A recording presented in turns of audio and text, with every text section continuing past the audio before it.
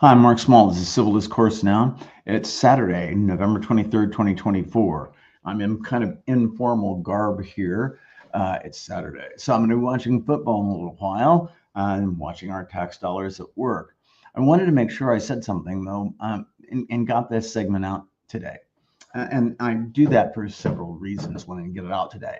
One is that certainly when January 20th hits, if Trump is inaugurated and holds office, things like, people who disagree with the government podcasts and stuff will be a thing of the past. So I'll try to get some in when I can, because otherwise there won't be an opportunity after that so much. Also, when we're dealing with the Republican Party and the governor and lieutenant governor that won on November 5th, we're also dealing with a person on that ticket, Micah Beckwith, who's going to grab whatever power he can and shove people aside or have them just disappeared. And that's great concern. I mean, it should be, because Beckwith has lied consistently about constitutional history, and that's why I want to address this point today. He says that this was a country founded on the Bible, and he can't prove that because it wasn't. And that's quite simple. But here's what's really a problem. He says God talks to him. Now, Indiana is more prone to have people go, well, now he can talk to God. And you're thinking of like somebody confronting life's problems and praying or something. No, that's fine. That's not what Beckwith does.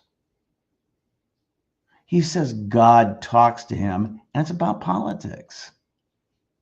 January 7th, 2021, Beckwith says, God said, that was my hand at work yesterday. I sent those riots to Washington, D.C. And then Beckwith, in a campaign stop earlier this year, when he was going towards the convention to be nominated, kind of blew off that those were riots. Even though he said, well, God said that, but, they weren't really riots. It's like, okay, anybody who's a devout belief should be offended that he committed blasphemy. Second, because he's kind of making fun of God. He doesn't quote Jesus like in the same way. I think he kind of looks down on Jesus because Beckwith's real tight with God, you see? But let's go a little further. Beckwith will quote God when it serves his purpose. And down the road, count on it, Beckwith talks to God. Why wouldn't people say, well, Beckwith said God said that, so we better go along with it, especially since Beckwith and his buddies have really I said, basically far-right membership of the Republican Party have done their best to gut public education. Now, that's bad, but watch for what happens further down the road. If you're Christian, you really are in jeopardy of losing your liberty or your ability to worship. When Beckwith was talking about how the people of the church have been really, Christians are really being good on standing up for rights, and Pentecostals and the Baptists, not I think he said Episcopalians, Presbyterians, or Lutherans.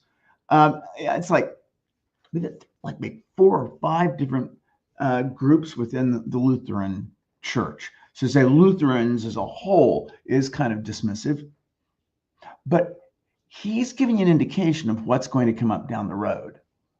You're either a real Christian, in other words, you follow him because God's talking to him, or you're not.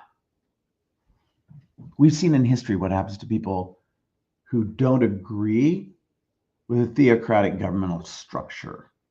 We've seen what happened in Afghanistan when the Taliban were in there, and they are once again. And things can happen like that really fast. I don't believe Beckwith for a second that he talks to God. Of course, he's gutless, so he won't debate me. He challenged me, but that aside, people need to be aware that it's people like that suddenly are talking to God, and God's telling them to tell you that he's going to rule everything because Beckwith is with God. And to Beckwith, I say that. Peace. Have a good day.